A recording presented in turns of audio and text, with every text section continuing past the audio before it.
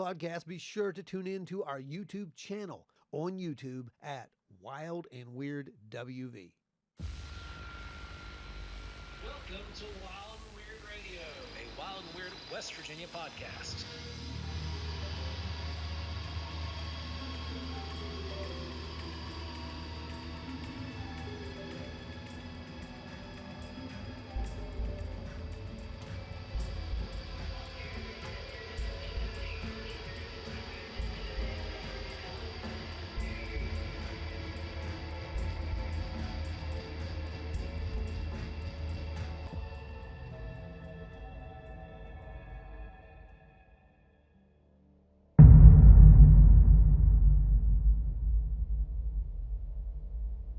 Welcome back to Wild and Weird Radio, everybody. It has been a crazy week. Everybody's been all over the place. We had an amazing live show last week. We had an amazing time at Withville UFO Festival. It was absolutely fantastic. And man, was last week a freaking roller coaster. Yeah, it was crazy last week, man. Just getting ready for the show, getting everything done, getting all the stuff out the door that had to be out on time, and I got to eventually reveal one of the projects that I had been working on, which was the prop for Eli's little film he did there, The Man from Venus, which was the Adamski craft. So it wasn't, misinformation or disinformation. See, I really was working on a top secret project I couldn't talk about. So those things happen around here. But then last week we also had this earth-shattering craziness. Everybody's, I'm sure, heard about it at this point, which is I wouldn't call it a whistleblower at this point. No. But I wouldn't go into that exactly and call it a whistleblower. Would you? I mean, I wouldn't. This choreographed dance, maybe? Yeah, because this wasn't on foreign soil. He wasn't running. He wasn't coming out illegally. This was actually something that, the government passed legislation. It made it okay for people who had information to come forward. Yeah. And I would say more like he shattered the fourth wall about speaking about this stuff. No. I think there were others who came before him. Bob Lazar, yeah. Well, you had Bob, you had Gary, just a couple of, like last year said that there was going to be somebody coming forward. So, and then Gary again, back a month ago, said that, somebody had showed up on Capitol Hill and caused a firestorm, basically. And what was his exact words? They kicked a hornet's nest or something to that. Something like that. Which was exactly the same terminology I've heard used from someone else from the UAP task force before. Yeah. Pretty interesting stuff. So, yeah. Do we have anything in the news this week? Anything in the news, Brandon? Really just that. That's been the predominant thing across the news. Dr. Greer also has something that's supposed to happen. Well, he did. It happened. It was. Did it already? Yeah, at the press club thing. That was yesterday. Mm-hmm. Yeah, it was long. I watched it actually just to give the man I wanted to know, what if he had changed his mind in any way or if he'd gotten any better. And he's about the same. He is. He's about the same. But the only thing he didn't do in this press conference was drop flares. There's a couple of things there though that were pretty relevant. I'm not going to. I don't know. I mean, I'll be honest with you. I watched it. It wasn't the same old Greer. So I don't know. I think he was trying to mend some damages, possibly from past statements. Yeah. I mean, he has to. He has to. But at the same route, you've got to run with a certain narrative that's been quite popular on your platform for a while. And to be honest with you, I don't know what to believe at this point. And that's an absolute fact. I will say this, though. Our presentation there at Withville was quite well received. Yeah, everybody seemed to enjoy it. It's quite well received. It was quite well received. And it was a good time. Everybody had fun. I got a couple of pictures there for you. There we are up there. We're on stage. Doing our thing. Here's the briefing. Yeah, there's Joe talking. Joe pointing at a screen, and that's Joe looking at a screen while I'm pointing at the screen. So how did they react to your guys' videos? Oh, they loved it, man. That was they loved it. interesting because a lot of them were like almost numb to it. If that makes sense, like they were like, "Oh yeah, okay." Like we've seen so much of this stuff at this point. Like we're all right. They were more. I think the biggest intrigue was the manner of behavior that was involved some of these recordings and what the subjects. Well, I actually have a recording of how they received it, and I'll post it up there tomorrow. I did not do it today, but we definitely made the case for contact, I think. So, did we make the case for contact? And I think that last group of slides and how the show actually ends was an indication that it did very well. I think they enjoyed it, man. We got to meet a lot of cool people. I know that. I mean, there was so many cool people that came out. We got to talk to experiencers. It was just great. It was great. So, yeah, we'll be back.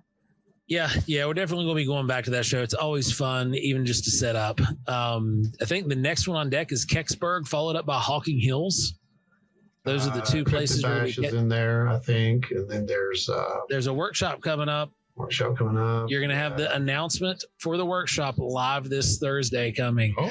So when you listen to this episode, you will want to go back and watch the live from this week because the announcement will be made there. Those folks are going to have the first dibs at getting their slots in the workshop. Yeah. So remember, you're watching or listening on Friday, go back and listen to the Thursday live. You're going to want to get those dates. Yeah, you're going to want to be watching this, on our Thursdays as well. Obviously, if you were watching this Thursday, you saw that we had a pretty massive live episode there, and those happen every week. So just keep up to date with what's going on. Hit that subscribe, make sure that you're subscribed on YouTube so you don't miss anything, because those are only available on YouTube. Yep, that's the only place you're going to find those. Well, everybody, we've got a guest lined up for you. We're bringing in Chaz from Paranormality Magazine. How you doing, my friend? Thanks for having me on. Everyone stumbles the name. It's that idity at the end. Yeah, got that idity. No worries. Thanks for having me on, guys. Excited to be here. Welcome aboard. Awesome.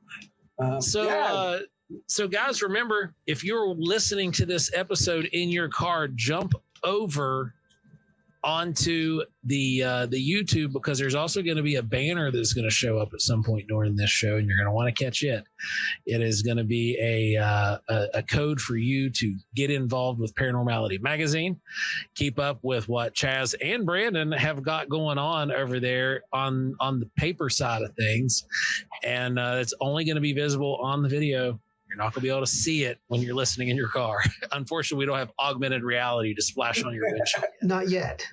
Once they figure out how to get advertisements there, then we'll start. Yes. Yep. Yes. As soon as we figure that out, we'll be implemented. Chaz, I got to say, for those who don't look or know anything about Paranormality Magazine, first of all, it's a real magazine too. And honest to goodness, yes, in actual print, and not just in print, really good print. Like it's a very, it sounds, very well done. That's what I'm trying to say. It's a very well done. It's artistic. It looks incredible. It reminds me of the old UFO magazines from back in the day.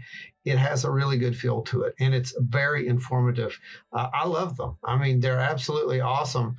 And the work that goes into them, I can't even imagine. I mean, I know what it takes. I'm so glad you said that, because that really was the inspiration. Is in this modern era, there's definitely a lot of social media arguments about UFOs, but the traditional UFO publication has kind of gone by the wayside. And when we went at it, we kind of wanted to take a fresh spin on it. and look at high strangeness as a whole, and really cover ghosts, Bigfoot, cryptids, UFOs, and look at this stranger side of reality. And it was really awesome to, start this project and meet people from all over different fields. And there's still some resistance to the, association between these ideas. The UFO guys still don't really like the ghost hunter guys, and the ghost hunter guys still poke fun at the Bigfoot guys. But slowly there's, especially within the podcasting and radio show community, a recognition that something more is going on here. It doesn't necessarily have to be aliens from a different world or a lost hominid. Something stranger in our realities going on. And so to have a journal and a digest that looks into that perspective, I think is productive in this paranormal field. And even if it turns out it's not productive, it's a hell of a lot of fun. So it's, absolutely. It's a great read. It's a great read, man. It's a great read. It's got a lot of information, like I said, and you're not married to one central idea. And I think that's the greatest thing about it. It's not just, this or that. It's everything. Oh, absolutely. And my personal research very quickly got into, well, not too quickly. I spent quite a few years as a ghost hunter type. I'm sorry. Hey, we've all got sins in our past.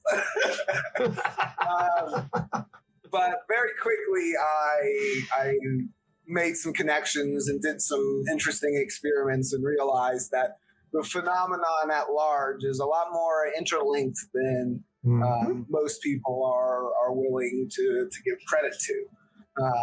And it's been quite a bizarre journey, but I think it's something that's coming more to fruition in the community. There's more of this acceptance that I don't know. It's kind of a middle ground, because the skeptical take is it's all in your head, and well, some of it might be in our heads, but something physical is absolutely occurring on the other end of it. And so it's trying to understand, that unattainable ideas. It's thinking about, yourself in a consciousness aspect. It's the same problem they have with, the particles in the Hadron Collider. They don't exist unless they're observed. And so how do you observe something like that? Because we are observers. We're a crucial element of the experiment. It's hard to get a partial view. And so the best approach is to take a step back and look at the biggest picture possible. And so, I think that's why we love getting people from all different perspectives, all different fields. Even some areas where I'm like, I don't really believe in these guys personally, but let's hear them out, and there's not too much going around of that these days. And even that stance has proved to be controversial. But I think it really is. The sympathetic ear always wins out. And so, I think representing these various experiences and perspectives is a net positive. Even if some wacky ideas and maybe some fake psychics might slip through the net. That's why this stuff is fun, though. It's always that constant mental puzzle. It's why it's fun to do this, right? It's always keeps you on your toes. You're always deciphering and then trying to figure out what information means. And for sure. It never gets boring. That's true. Well, I think we can all agree that if you look at the data long enough, you do figure out that there is, at least there seems to be some kind of a common thread. Wouldn't you say so, Joe?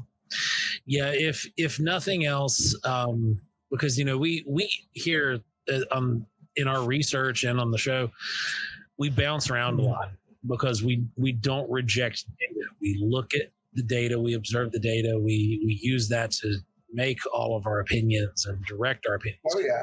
Well, and being in West Virginia, you're kind of forced to, because it is definitely an epicenter of high strangeness. You guys don't have any cookie cutter cases. Everything out there is bizarre to the extreme. So, yes.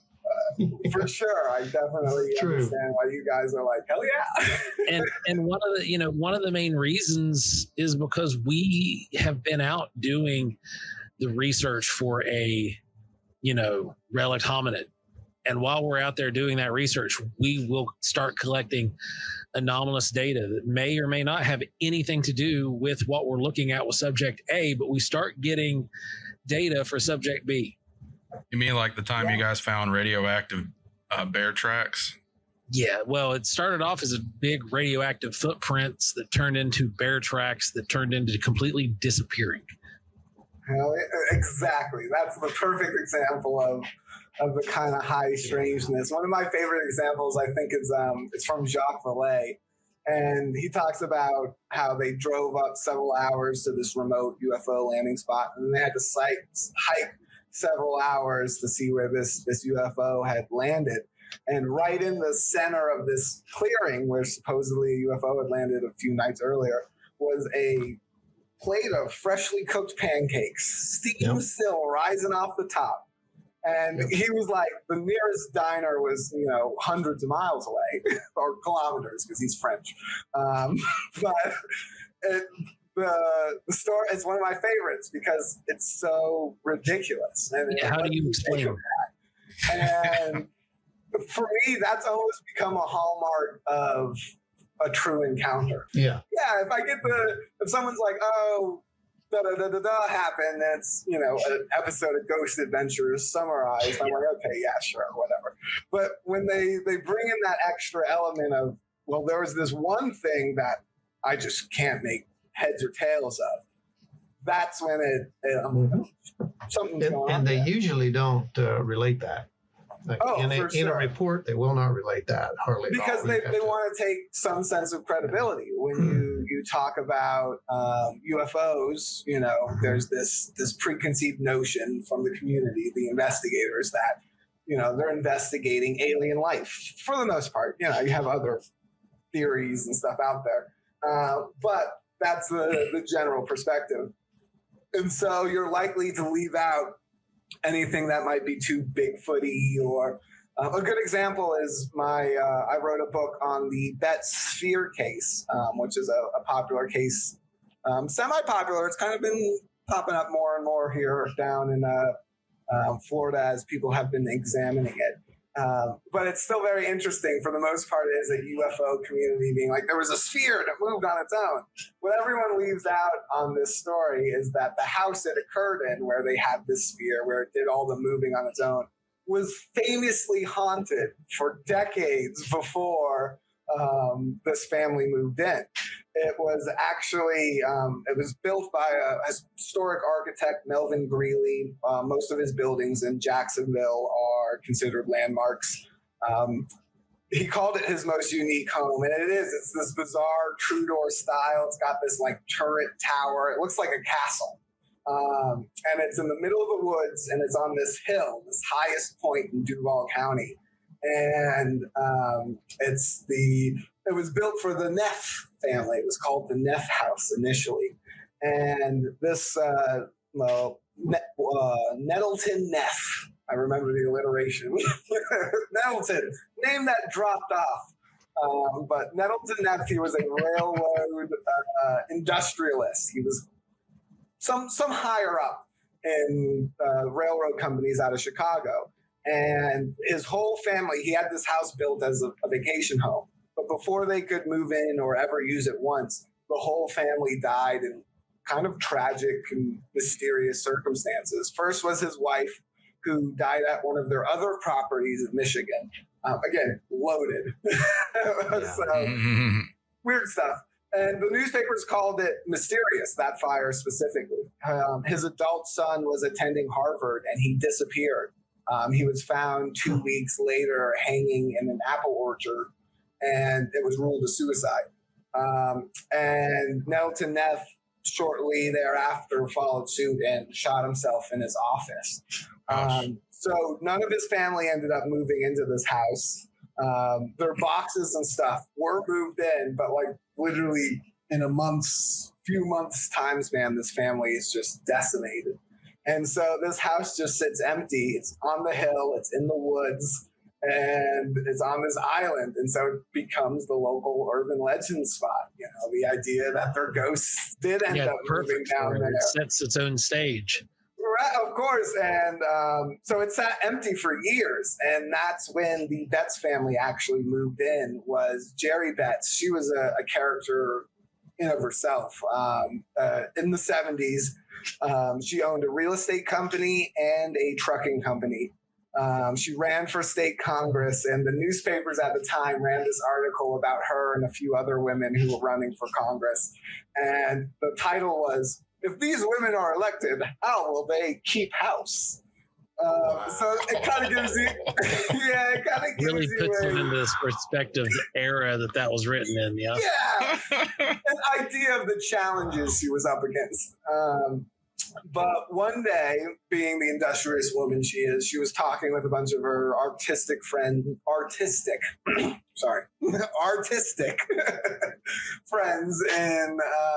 Jacksonville, and they were discussing a film project.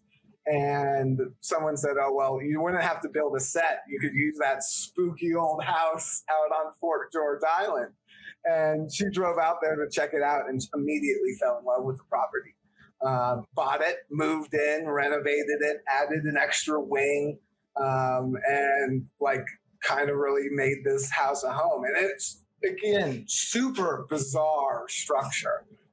There's 22 different levels, and not floors, but levels. So all kinds of step ups, step downs. There's rooms that are in the middle of walls. There's like closets and cupboards that run around little corners, and it's very bizarre. It's kind of like a miniature Winchester yeah. And she added a wing to it and a renovated kitchen and stuff like that. And it was on this island. They were walking around, and the story is hotly debated at almost all points, which is interesting. But the story is that the common story is that there was a fire on the property one day, and they went out to investigate, and in the center of this little bushfire was this big metal sphere. And thinking maybe it was like a historical object, because Fort George Island, without even this house, has a history of bizarre haunting and just bizarre history, period.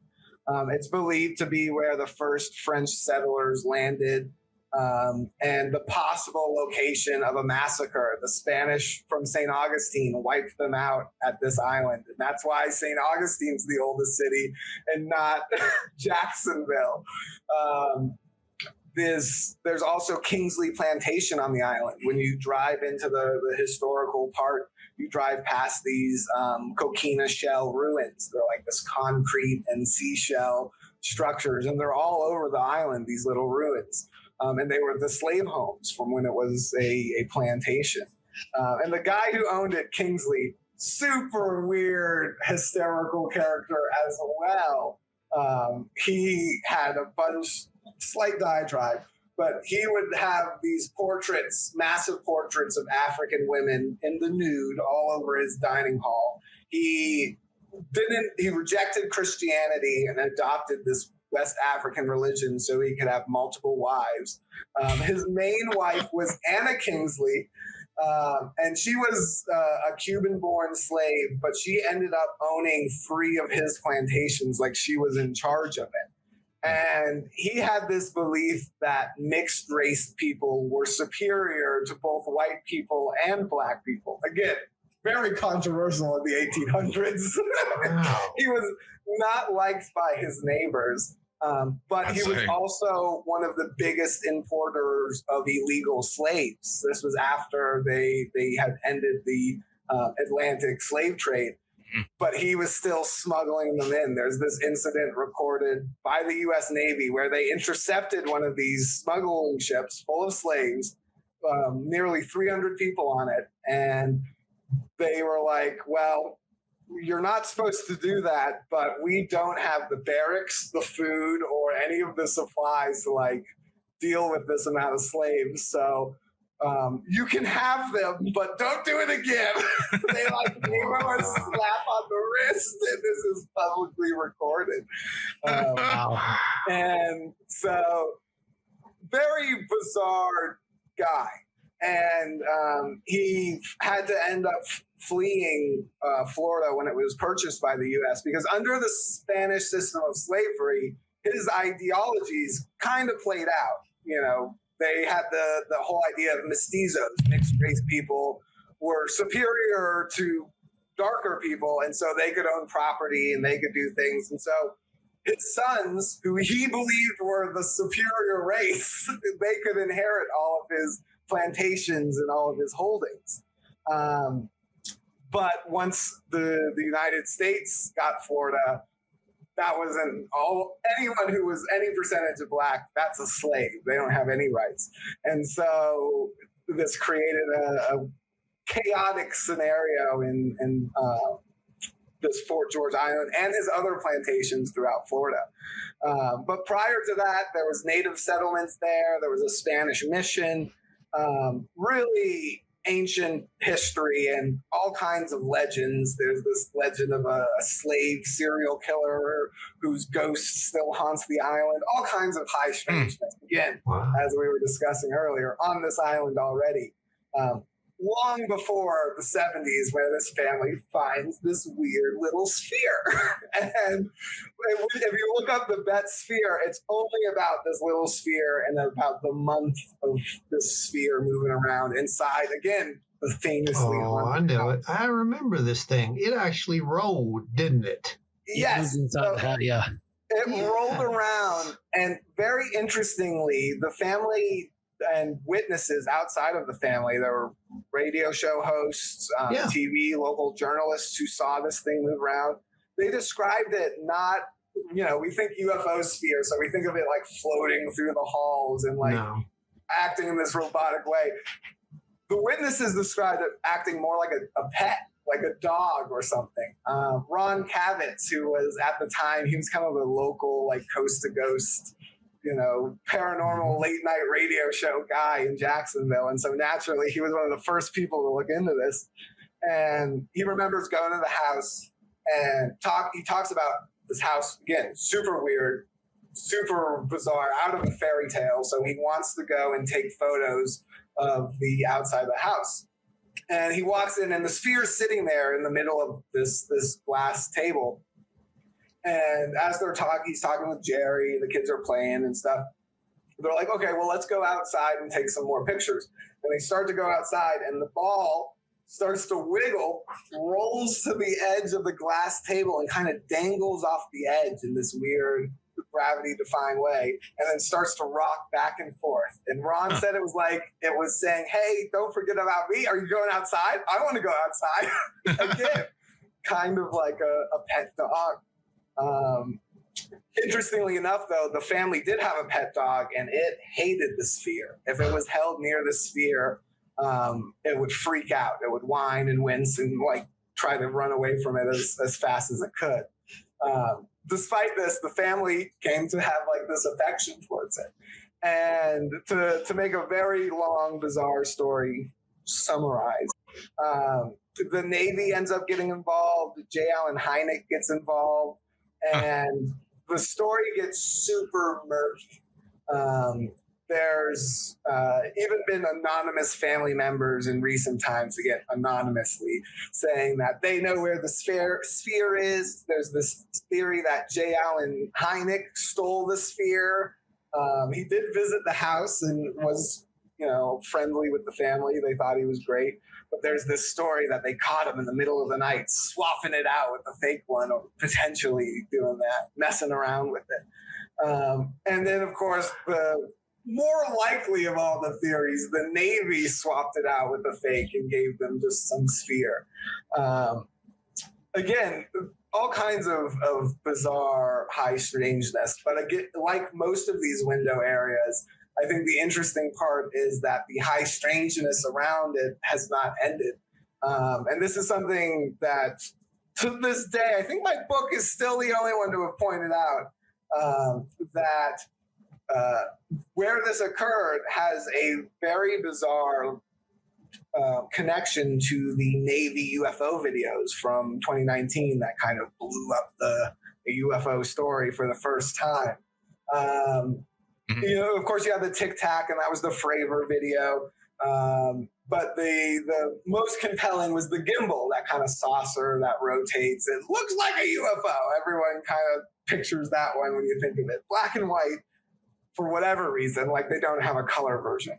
Black and white, but it's that saucer shape. What's interesting about that was filmed by crews running a training mission off of the USS Roosevelt. And at the time, the Roosevelt was stationed at Mayport.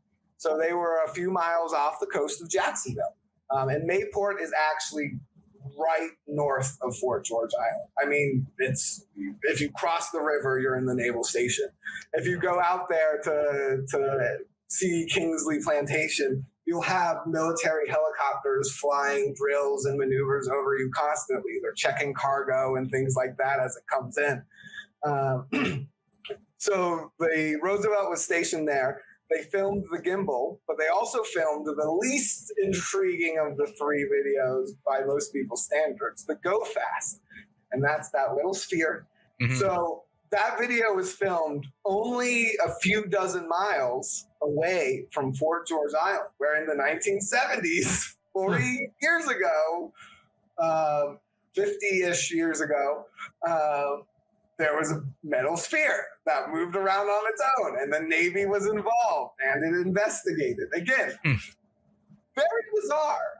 I'm not sure what it means. There's a fun, I've had some people suggest to me, a very fun version of events that the Navy did steal the sphere, swapped it out, and that the Go Fast video, the reason they were filming those UFOs is because the Go Fast is the Bet sphere, and it like busted out of the naval station.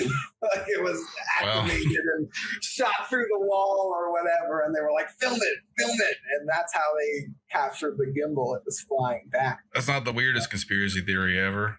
That's not the weirdest. Well, the official story is that the gimbal was surrounded by these smaller objects, and that they focused in on one as they scattered off. Yeah. So it's not, that story is merely the reverse of that, is that this one came to it. So it's not necessarily impossible. It's a great story, but again, great stories are stories. We want to believe them, but usually the truth is somewhere a little murkier than that. That is a pretty interesting connection, though. Maybe the two objects are the same. It's bizarre, and I don't want to get any political or anything, but Ron DeSantis did do most of his naval intelligence career stationed at Mayport, where they did all this UFO stuff. So, a little weird. He's one of the ones that was pushing for the disclosure stuff, too. Oh, yeah. It's interesting. Mayport seems to be, again, we hear... That's interesting. Roswell, we hear, White Sands, New Mexico, and all these places, Area 51 in Nevada. But those are all Air Force, those kinds of stuff. The Navy's the one releasing the videos and pushing a lot of this stuff, and Mayport does seem to have this interesting history. It was another thing I uncovered in the research for my book, is that it's been buzzed by UFOs a couple times. It wasn't just the Bet sphere and that was it. They've had flyovers. On one incident, they had to scramble jets. It hovered over the base. There was this glowing sphere. Again, a sphere.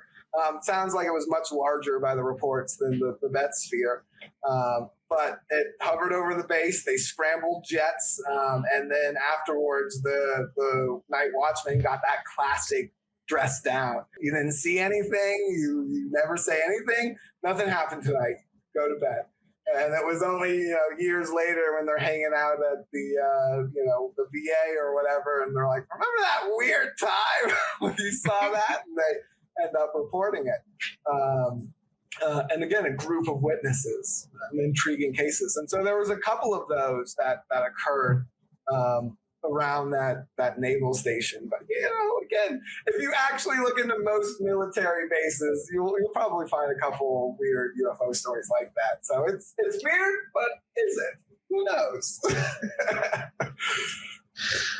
So tell us a little bit about what got you into all of this. You're now a field investigator with Paranormality, and you've been doing that for a while, I guess. And so give us some details on what it was that brought you into this fold. Yeah, well, I think like a lot of people who are interested in these subjects, I kind of started with a childhood experience. I had a really weird thing happen to me. I was late at night, 8 or 9, young, but rational enough. One night I fall out of bed and I wake up. I had just moved into this bottom bunk, the new sleeping arrangement. And I fall out of bed and there's this pair of red eyes under the bed, almost like a Halloween graphic, flaming at the edges, just this intense burning red staring at me from underneath. And again, that high strangeness archetype, red eyes. But I hopped back in bed, blanket over the head, because, when you're a kid, that's a force field. You're safe. And I rode it out till the morning. And when the sun is up and the lights are on, I'm young, but I'm rational. So I'm like, okay, there must have been like a toy with maybe one of those red power lights or something that, created that light. And I just saw it because it was late. I was startled when I woke up. But my older brother, he comes down the ladder and he sees what I'm doing, cleaning out underneath my bed, something no child does of their own volition. And he freezes and he's like, "Did you see the red eyes too?" And shiver down my spine, because he was deadly serious. He had slept on that bed before we had built this bunk bed kind of on top of it. And, he's the older brother, so he gets the pick of the bed. He gets the top bunk. But apparently he had that exact same experience a few months prior. And very interestingly, it had kind of the opposite effect on him, where for me, I was like, ghosts are real? Like, I got to know everything about this. For him, it was kind of the opposite. He wanted nothing to do with spirituality or religion or anything like that. He's come around since then. He's a chemist. We've had some experiments of our own, and he's come around to the idea of a weirder reality. But it did have this initial kind of shock effect. And I find that a very interesting trend in the paranormal.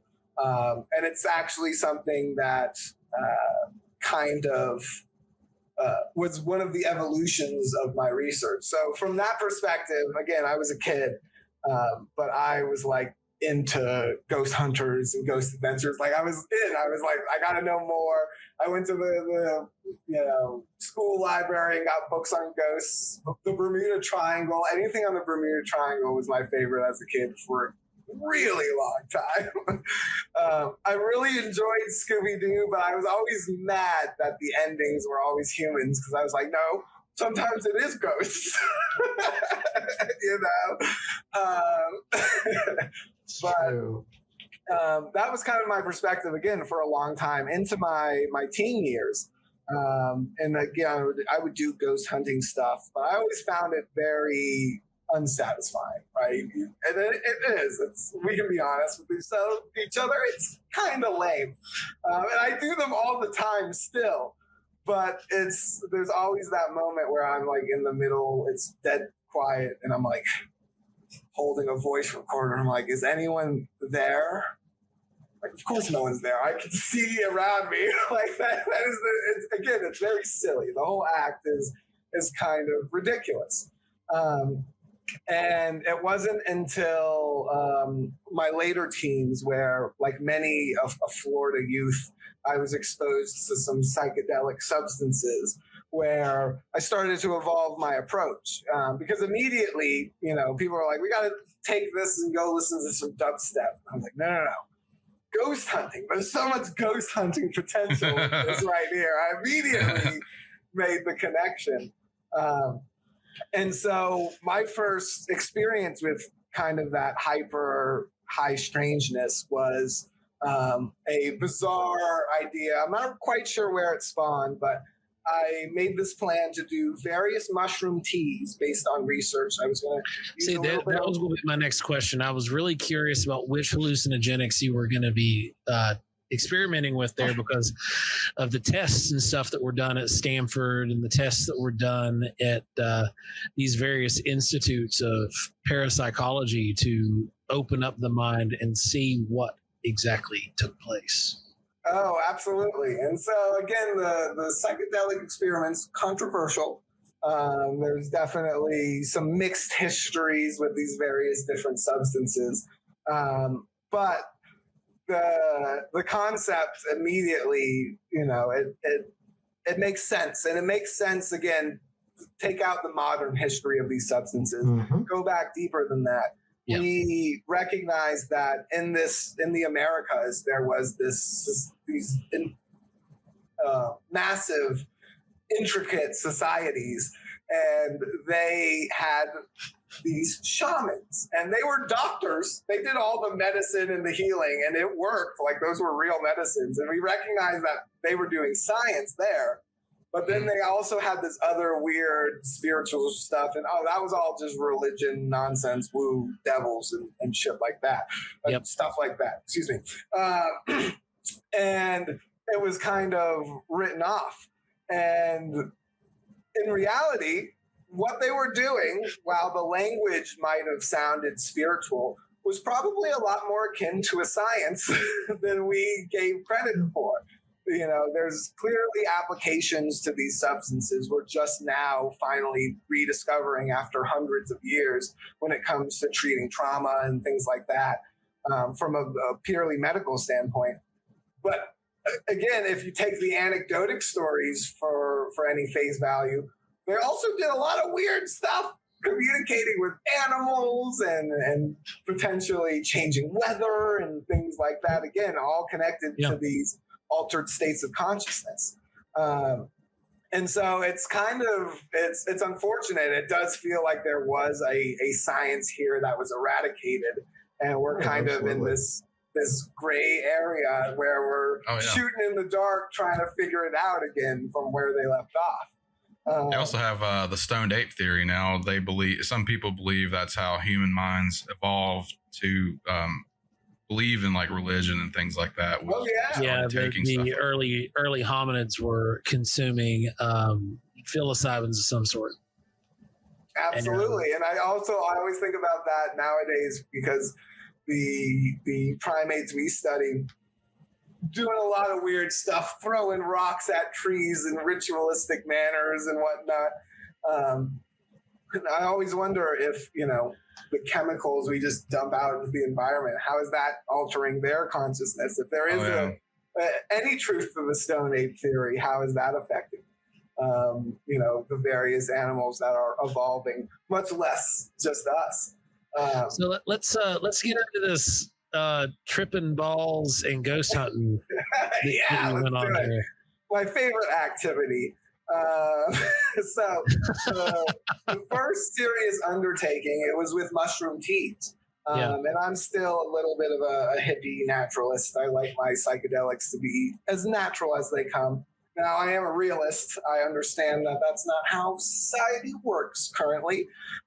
So you gotta, give and move and flow and ebb with what research materials are available.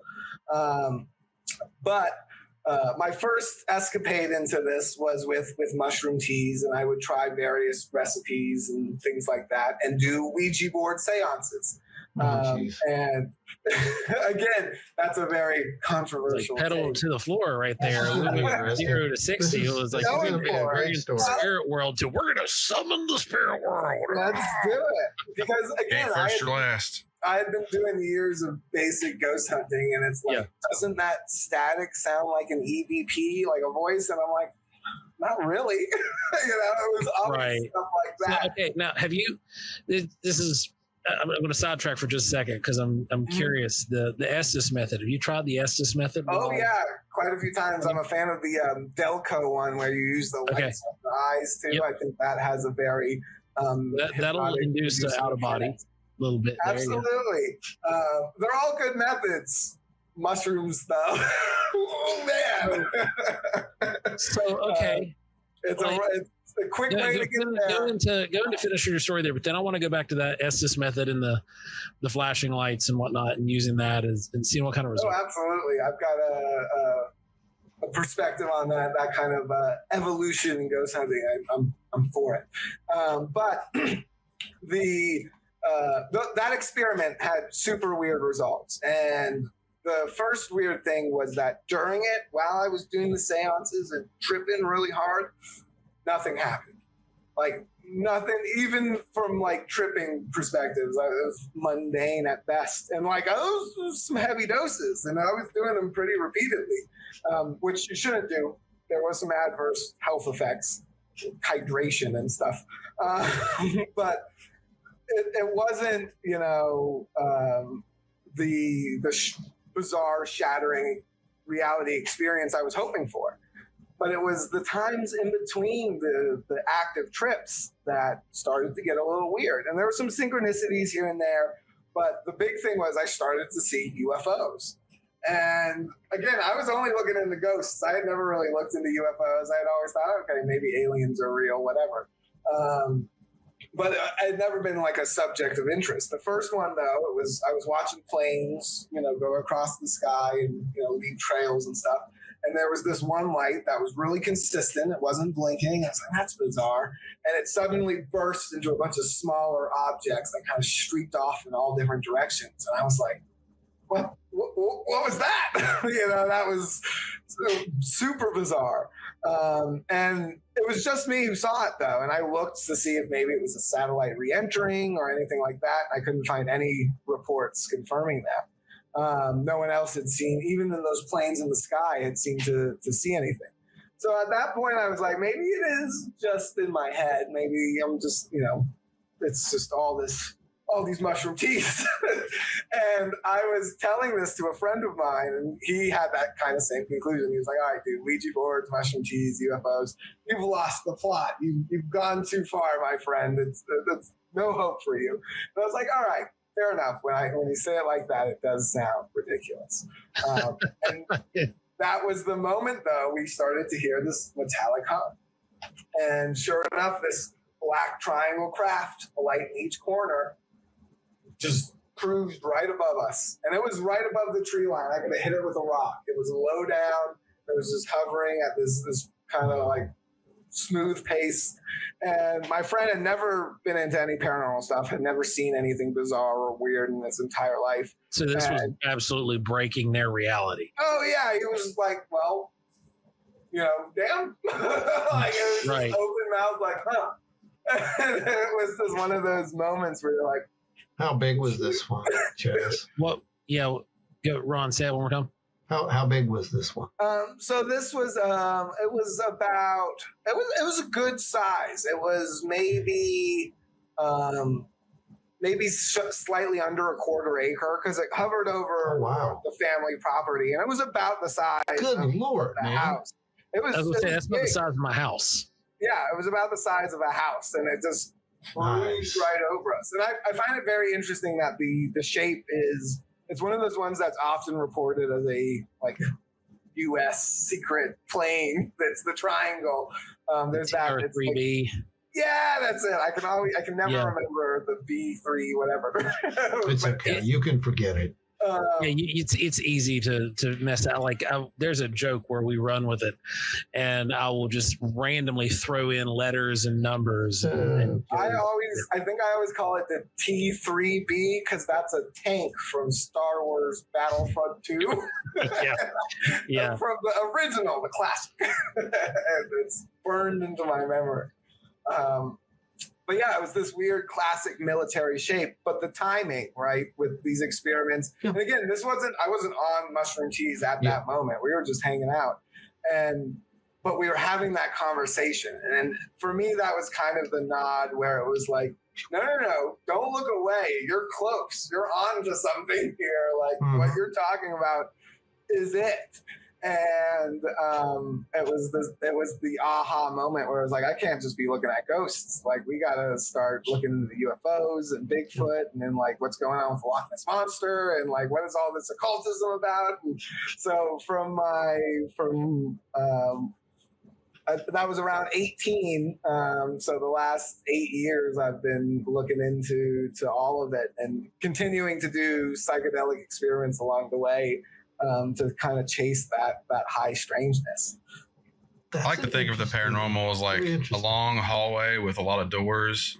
You just have to teach yourself to not be afraid to open those doors and see what's inside. Well, some of those doors you definitely don't want to open, trust me. But I will say this: your methodology is very interesting. I mean, you know, as long as you're keeping data logs and whatnot, that is serious, valuable data for real. It is, because there's a control. Yeah, exactly. There's a control. Oh, absolutely. And how many synchronicities have you come across at this point?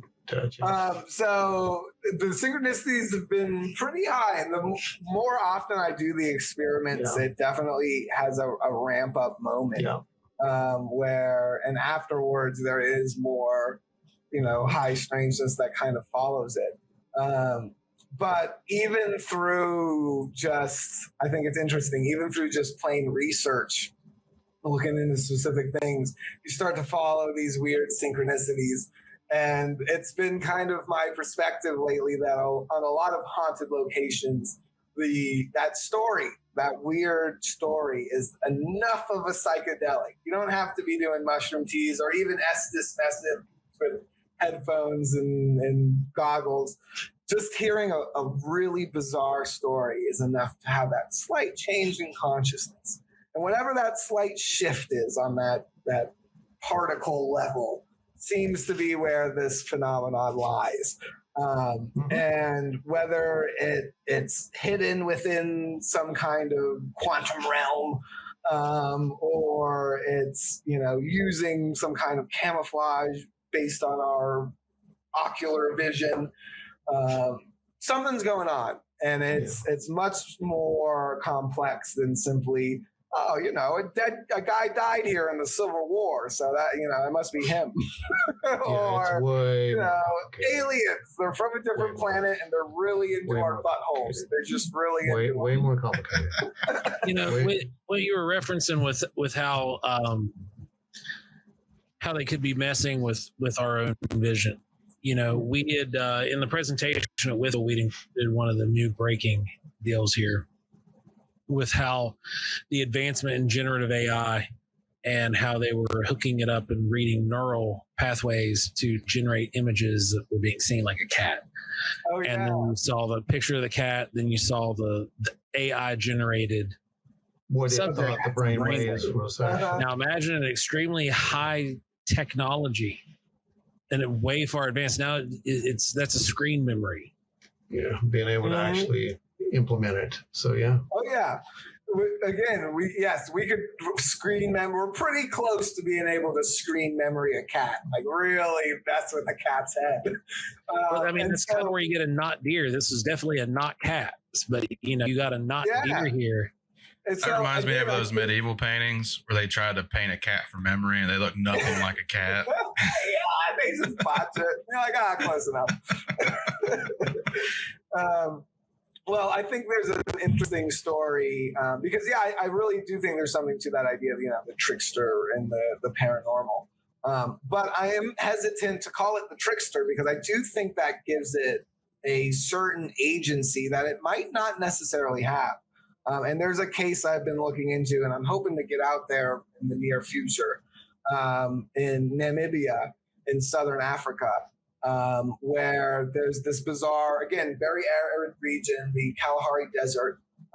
There's this bizarre light sphere phenomenon, similar to Marfa, Texas, similar to the Min Min lights in Australia.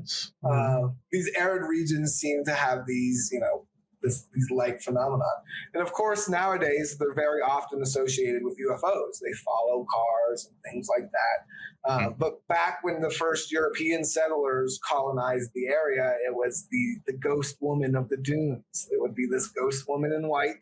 who would haunt the dunes. Very interestingly, though, there's this region closer to the border of South Africa around this riverbank where they have the same light sphere phenomenon. But the light, when it gets close to it, you see that the light is actually on the top of a snake, a flying snake, kind of like an anglerfish's light on the forehead. And this flying snake, it's very large, but it kind of looks like a cobra. And it has these wing flaps near its head, but it uses them as wings. And there's this heat associated with it. There's smoke coming out of its nose, almost like a Chinese dragon. And it leaves these scorch marks when it flies close to the ground. It's kind of like a UFO. But its most noted behavior by the people in this area is that it latches onto sheep and sucks them dry of all blood. And it leaves these perfectly burned holes from its fangs, and it's cauterized, again, very similar to So it's a South African chupacabra. It's similar to a South African chupacabra, but the cauterization, the heat, very similar to cattle mutilations as well, your classic UFO cattle mutilations. And so, again, it leaves scorch marks. It has this heat associated with it. And so it's this certain interpretation. Again, all of these stories start with that same light sphere in the same region. And when you get close to it, it appears as something different. And there's a really fascinating anthropological study from that same region with these Kalahari Bush people, these really remote nomadic tribal people. And it's this very simple test they did with 2 screens. There's 9 circles on each screen. The first one, all 8 of them are green. One of them is turquoise. Clearly turquoise, that one's turquoise. The other one on screen 2, all 9 circles are green, except one of them is one shade different. And I mean, like if you go on Photoshop and click the up arrow on the color palette, one shade different. To you and I, totally knowledgeable, they're all green, can't tell at all. When they asked these Kalahari Bush people to look at all 9 of these green circles, they picked out the one that was one shade different 100%. They're like, that one, wow. that one. But when they were asked to look at the one with the turquoise circle, they were like 60% missed it, 40% were like, I'm pretty sure it's that one. And it's really interesting. Below chance missed this turquoise circle. To you and I, it's obviously turquoise.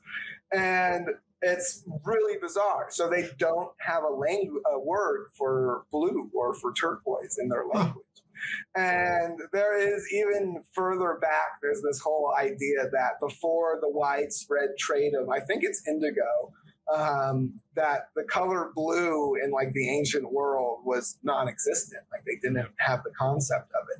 And there are these really weird things, like in Homer's The Odyssey, no mention of the color blue. In the Iliad either, no mention. The ocean he called the as wine colored. Yeah.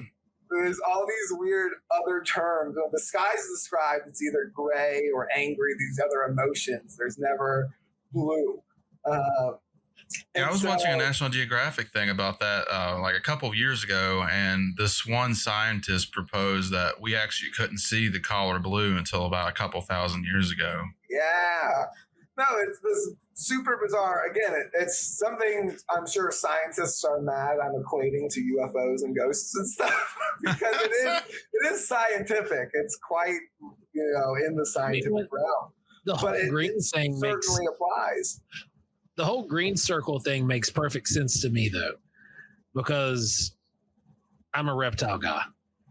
Like, not that I'm a reptile human, but, I'm not reptilian. But he exposed himself. It would explain a I'm lot. going to blink sideways now.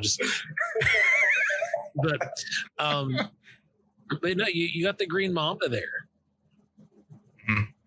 And it is green as green gets to blend in with the green foliage. And at one point, the desert wasn't always the desert.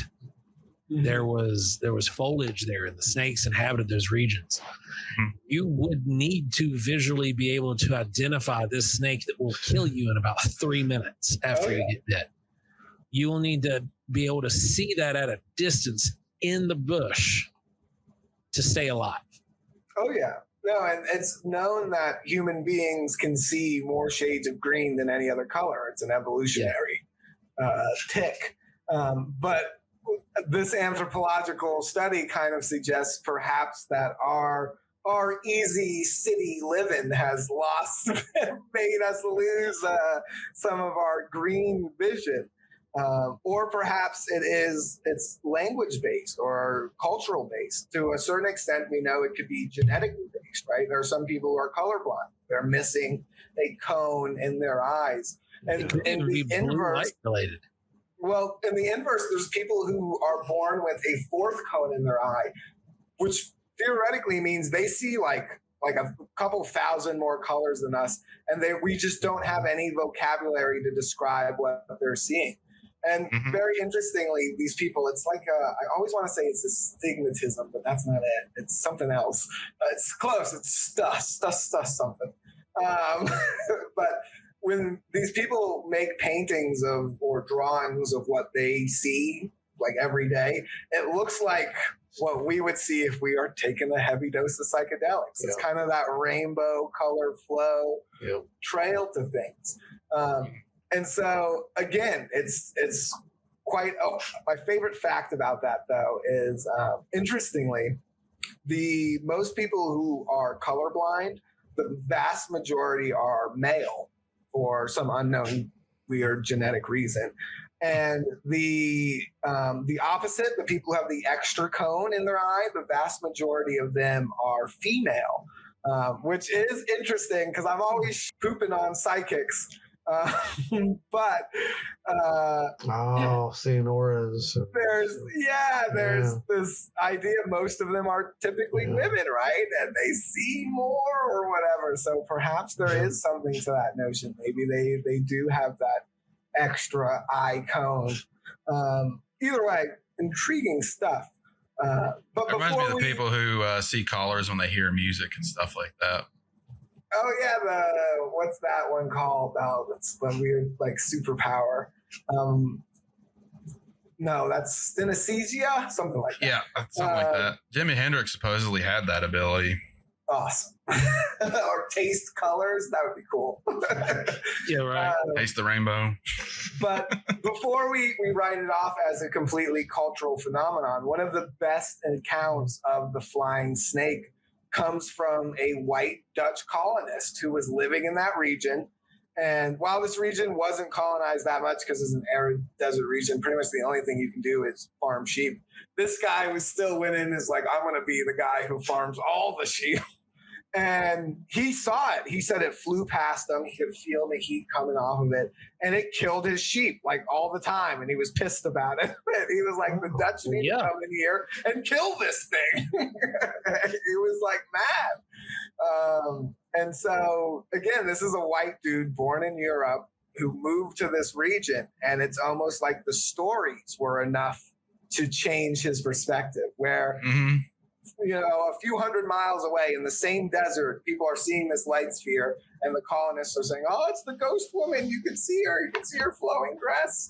This guy's being like, "It's a flying snake, and it's killing my damn sheep." White people did that here too. They poo-poo on the Native American stories until they moved into the areas where the stuff was happening. They're like, "Yeah, this is actually going on." And so this whole region we lived in was called the Valley of Shadows, the Valley of Giants. And they moved here, and all of a sudden they start seeing like Bigfoot and Mothman, stuff like that. The high strangeness. I know Point Pleasant, again, it's one of those places where the history, it's got the curse and all this stuff. It always dates back, and you find that. Another one of my favorite locations, Fort George Island, north of Jacksonville. But there's also in Mississippi, it's Singing River, Pascagoula. And of course, everyone knows the famous Pascagoula abductions. Again, super high strangeness. One of the better investigated, like on the ground, they came away being like, I think these guys are telling the truth. Scenarios. But again, weird aliens, no grays, no reptilians, no Nordics. It was metallic cone heads. Very bizarre encounter. what's always left out, again, in that reports is that little stretch of river was called the Singing River. And that's because when the French governor of Louisiana first arrived in this area, they camped out by this river and they heard this ghostly song. And he asked his native guides and translators, like, what the heck is that? Like, it's freaky as hell. What's going on here? And they said, oh, well, this was there used to be a tribe that lived on the other side of this river, and they were going to war with the Biloxi tribe, those dudes over there, and they knew they would be decimated and enslaved. And so instead of going to war, they all marched into the rivers chanting this death chant, and that's their death chant. It's their spirits. And for hundreds of years, people have been hearing this ghostly song. Supposedly, people to this day still hear this weird, like, again, like a weird chanting, echoey ghost song. And it's only on this, this less than a mile patch of river near where it dumps out to the Gulf of Mexico. That's supposedly where you can hear it. But it's the same spot where these dudes were fishing and they get abducted by aliens. And so again, it's something more is happening at these spots and these locations. And whether or not you're taking a psychedelic substance, you're potentially in the line of fire for one of these high strangeness events. And I think it's if you've heard the story, because these dudes were fishermen. It's a well known, that's the Singing River. They were fishing at night. I'm sure they were telling this. They're like, you hear the song? Like, you hear it? They're poking jabs at each other, and then all of a sudden a UFO shows up. Just like me and my mushroom teas and Ouija boards, It's something, again, that's happening that's much more bizarre than we can understand. And our minds are doing a bit of a carnival act. It may be a trickster. Whatever these entities may be adopting the different masks and shifting it. But I do believe that I think we're the mask makers. I think we look at these things and whatever our cultural interpretations are, whatever is going on, maybe those dudes fell asleep watching an old sci-fi movie the night before with the weird robots and things, and so that was in their subconscious, and boom, that's what they saw. And what year did that happen? That was Pascagoula, Mississippi. I can't remember what year it was that happened, though. Was it in the 70s? 70 something, yeah. Again, that was one of those 70s ones. Yeah, maybe they saw like War of the Worlds or something on replay, and that's one of those theories that always comes up. I think that's one with in Pensacola, Florida, where they're like, "Oh, he watched the whatever movie before," and that's again, maybe there's a truth to that. Yeah, there's a little bit of truth. Again, that's the inspiration for the mask. I think the modern skinwalker phenomenon. We kind of joked about that earlier, but I think that very well might be what's happening here, because for the first time. Well, first of all, the skinwalker, modern skinwalker, the denotion needs to be made, because the original Native American skinwalker is not really what people report these days, right? Yep. They're not reporting a shaman who is shape-shifting like an evil warlock. They're reporting these weird semi-bovine, semi-woodland creature abominations in the woods. And I think it's because for once in history, for kind of the first time, you have a population of people who don't really believe in the Bible or religion necessarily. They might believe in it in the moral sense, but they don't believe necessarily in like demons are coming here to fight me. Because I think the bulk of those in history, when people saw weird in the woods, they were like, demon, that's what it is. Oh, you'd be surprised, my friend. Well, dragons and still happens today. Trolls and giants. Very much still happens today. Very much. But you have people who don't necessarily believe in that. They don't necessarily believe in aliens and otherworldly visitors. And so they're put in this scenario where they're seeing something that is incomprehensible. They can't make sense of it. And so their mind does the best it can. Okay, we're in the woods. So maybe it's a deer, but it's not a deer. We know it's not a deer because it's freaking me out right now. And so let's make it look scary. Make it look tall and weird and gangly, and maybe give it mange and disease, because sick things you got to stay away from. make it, look freaky. And then you get this weird creature at the end of the day. It freaks you out. It's effective. And so I think that might be what's occurring here. We're meeting the phenomenon halfway. There's something there, right? It's still calling your name out in the middle of the woods in a creepy voice, or it's throwing rocks like Bigfoot, whatever it is. But it's having this physical effect. But our mind is kind of filling in the blank when we encounter it. At least that's one idea. Oh, yeah. Yeah, the idea of the tulpa has been around for a long time. And I mean, you have reports of people seeing what they call wendigos, which are like humanoids with deer antlers coming out of their heads. That's not how it was originally described either. It wasn't like that at all. Just this emaciated, gaunt, no-lipped, blood-covered critter. Right. Yeah. And to tie it back to your earlier question kind of about the Estes method, circled all the way back. I do think the reason I think those are effective is because, and this is what I tell people going into ghost hunts, because again, I still do them now. And since I've gotten weird with it, way more fun, way more effective than like trying to be tough guys talking to ghosts. But the Estes method in these things, I do think are a step forward. The whole ghost hunting phenomenon is, it's more akin, I think, today. I like to call it, it's not ghost hunting. It's a digital seance. That's my preferred terminology. Because if you're going in like you're the Ghostbusters and you got the backpack and the gun, and you're going to suck them up, put them in a box, you're already going about it wrong. And whatever your version of that, if your box in Ghost Sucker's a Bible, or if it's, debunking it with whatever, you're going to go in and box it like Zach Bagans. Yeah, put it in a museum and charge people in Vegas. Come check it out, which one day I'll get there and check it out. I'll do it. It's going to work on me. No, I think that this is definitely a scenario where I totally forgot what I was saying. What was that? Estes method, digital seance. That's what it was. The people who are going out and they're collecting this, evidence and these weird photos and stuff, and these bizarre encounters. Again, it's always kind of been a synchronicity, right? It's you were talking to that ghost, the speaker, and you heard a weird static, and it meant something to you in the moment, right? That's kind of a synchronicity. That's the effect. And now that we're distancing ourselves from listening to static, using, people essentially as mediums and hooking them up to the Estes method, we're getting, again, back towards that seance-esque route.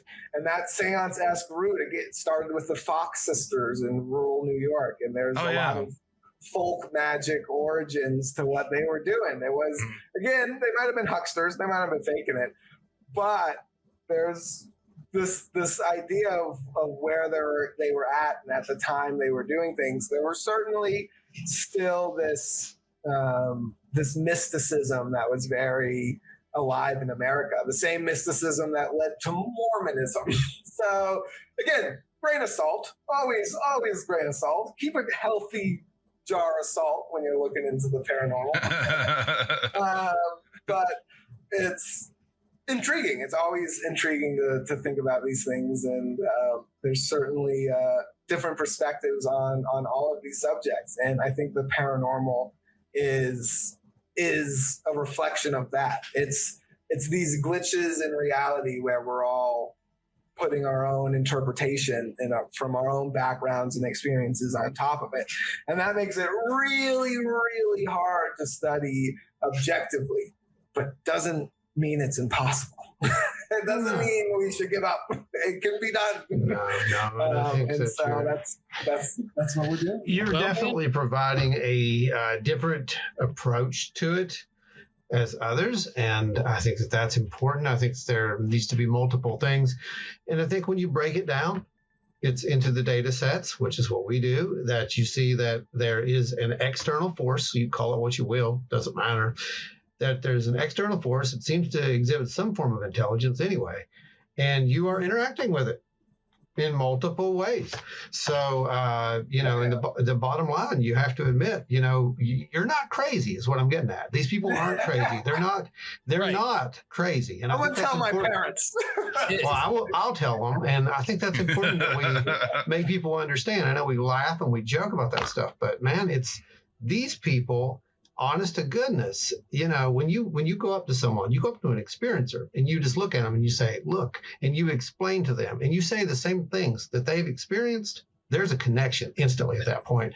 And they know that what they saw was actually real. And you're going to be honest with them. I don't know why it's real. I don't know what you saw. I don't know what it means, but you're not crazy. This is a part of our reality. And it needs to be part of the human experience. It is part of the human experience. There's not a culture or reality that does, or existence community that doesn't have folklore. Or absolutely, and that's why it's important right there. Spirituality. Yes. No, for sure. I don't want to keep you guys if we're going overtime. I don't want to keep you guys. No, you're good. We're getting close, but Well, there was, I think there's a great, to plug someone other than me, there's this great book that I encourage everyone to read. It's not full of fun stories like we've been talking about today. If you want fun stories, go buy my books. But this one I think is a really important logical exercise. And it's from Dr. Raymond Moody, who's famous for his near-death research. So he actually turned NDE. He's very famous in the field. But the book doesn't really have anything to do with NDEs directly. It's called Making Sense of Nonsense. And it's this kind of logical activity book. And it's really this philosophical perspective of how our language is kind of corrupted in a certain way that leads to the toxic skepticism we have out there. Your Midwests who are like, oh yeah, man, you might be a fighter jet, but I'm a computer programmer and I know better than you. That was a balloon. Yeah, that's pretty much him. Yeah. Come on, guy. Yeah, you hit it. But it's this error we have in our logic, right? When we say something is nonsense, we use it as a dismissal. We're writing it off, right? We're saying, that's nonsense. I don't believe in that. That's fake. And I probably did that at some point tonight in this interview where you cherry picked it. If you went back through and looked, you could probably say, that's nonsense. Probably about ghost hunting.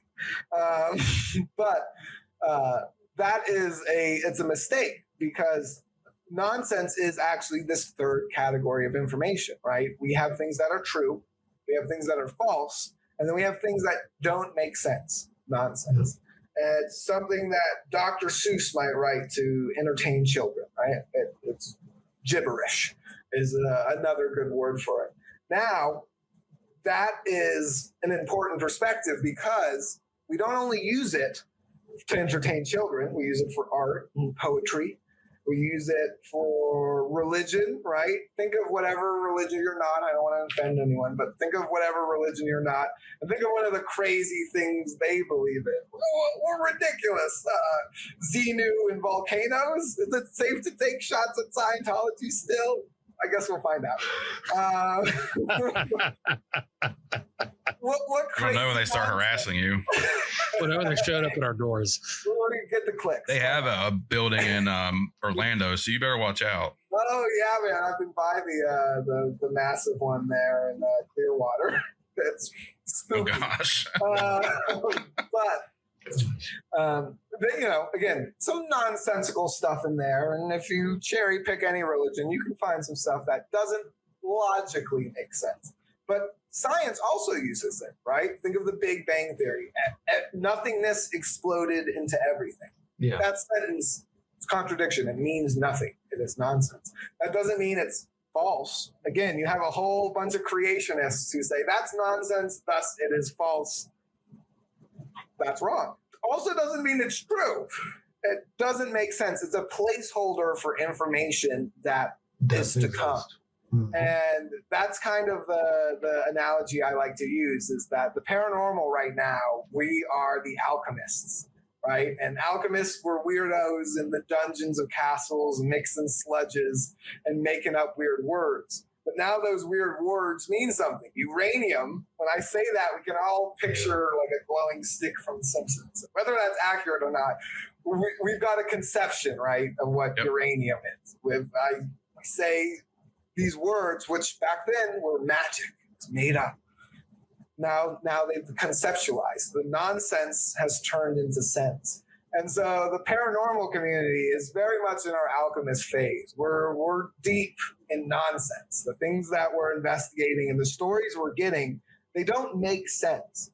But that doesn't mean it's false. And that's why Raymond Moody, he doesn't come out and say it in the book, but that's why he wrote the book, is kind of to address his colleagues who were, why are you doing this NDE stuff? It's nonsense. It's nonsense. And he's like, it is nonsense, but that doesn't mean it's not worth study. That means it doesn't make sense. So let's try to make sense of it. Nonsense because we don't understand it. Exactly. And so at the end of the day, the paranormal research is just that. It's trying to make sense of nonsense. So Raymond Moody, he put it best. Check out the book. It's filled with weird logical exercises. It's a little dense, but I think it's an important exercise. I think a good example of that is Nikola Tesla. He realized a lot of things were happening, and he spent a lot of his career trying to figure out why they were happening and how to use that to our advantage, like using wireless electricity. He knew you could do that. He didn't really understand why, but he wanted to use it. Yeah, well, I'm deep in some alternate technology research right now. There's this dude outside of Orlando who says he's hacked it in the same way Wilhelm Reich, and there's this weird Russian dude I've been really into, and it all stemmed from my travels in Morocco, where I met this dude who told me very nonchalantly, he was like, oh yeah, no, I know people who fly UFOs. Yeah, no, my dad was in the CIA. I've taken rides on UFOs. It's based on bees, what he said. There's an anti-gravity chamber in the thorax of bees. They reverse engineered it. And from there, talk about synchronicities, the weirdest rabbit hole I'm still currently embroiled in. But that's a whole another hour's worth of show. We'll have to come back, man, and talk about it another time. Yeah. So tell everybody where they can find you, Chaz. Yeah, you can find me at ChazoftheDead on all the social media stuff. ChazoftheDead.com is where you can find links to all my books and podcast appearances and articles. But you can also skip the middleman and go right to ParanormalityMag.com and see all my articles and research, because that's who I write for most of the time these days. And we're super excited to have Brandon on board too. He has just joined our writing team and is going to be contributing to the magazine as well. And so, yeah, if you're into these kind of subjects and you need it on a monthly basis, right to your face, doorstep, email inbox, check out Paranormality and check out the link in this video to save. Yeah, the banner's going to pop up magically right now. It's there. Use it. Oh, that's beautiful. Go ahead and head over to paranormalitymagazine.com. Type in the promo code Wild and Weird 23. That's wild in the letter weird 23, all caps. And you're going to get 10% off your first month subscription. You will not regret it. These hard copy magazines are top quality. They are made out of really good paper, which is bizarre these days, because now all these magazines come in paper that's like onion paper. But these they're in very good print, high quality paper. You will not be disappointed. They look great on your shelf. The artwork that's done with Sam Sheeran is fantastic, and you definitely want to invest and get something straight to your doorstep monthly. It's a great magazine. All of us have got copies. You definitely want to check it out. Again, that is Paranormality Magazine. Use promo code WILDNWeird23 to get your 10% off your first month subscription. Yeah, awesome. Yeah, that was a great promo. It was beautiful for the video watchers and the audio listeners. And yeah, anyone out there who is an artist or a creative, we're doing more artists for our cover. We always feature new artists on our back cover as well. And we're always looking to feature more art. We've got some poetry and stuff coming up. And even we've got an interview I'm excited about with a artist who channels drawings for haunted locations and people and stuff. So it's really interesting stuff. Well, there's any kind of high strangeness forward to. And please, if you've got some high strangeness to share with us, paranormal evidence, stories, research, photos, pictures, art, reach out to Paranormality. Come join the community. Well, Chaz, thanks for joining us. It's been a good conversation. Can't wait to talk to you some more in the future and see how far you've progressed down the road with some of these experiments that you're performing. And if you disappear, we'll know what happened to you. This will be a very famous episode. Oh, man, the day I get Man in Black, it'll be like the high point of my career. I know. You'll have to get a hold of us. And, threaten me. Yeah, exactly.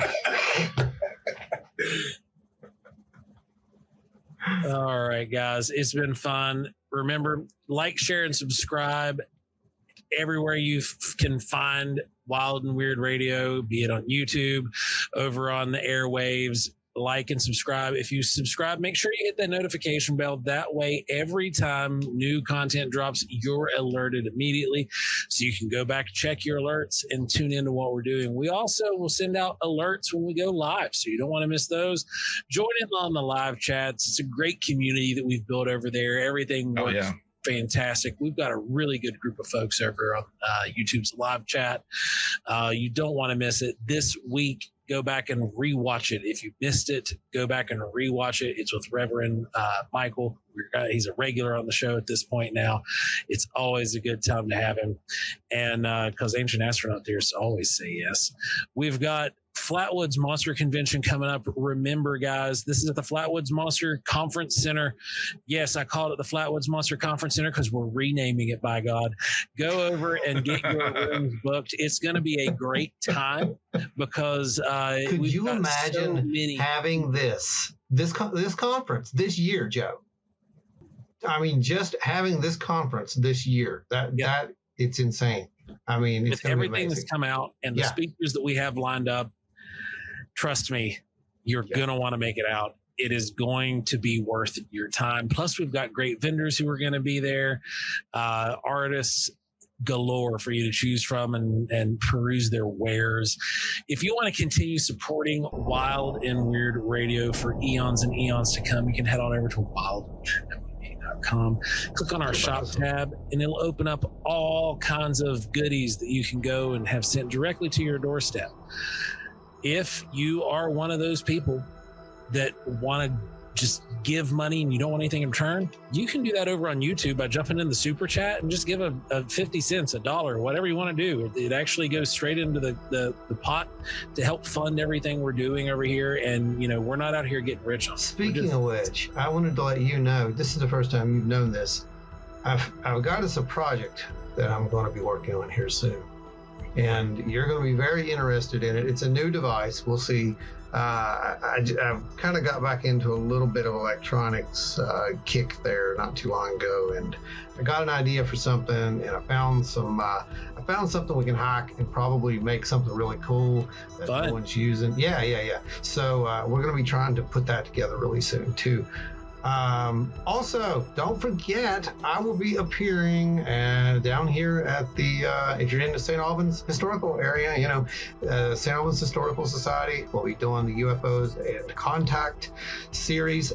This one, of course, is going to be a little bit different than one we just did in Westville. This one is actually pretty long, so give yourself about 2.5 hours on this one, because that's how long this thing is going to run. And we're going to open it up at the end to some probably for some experiencers and whatnot. All right, everybody. Thanks for listening. It's been a good time. And remember, if you're going to make fun of Scientology on the radio, you better be ready for a knock on the door. Just saying. Stay wild and weird, everybody.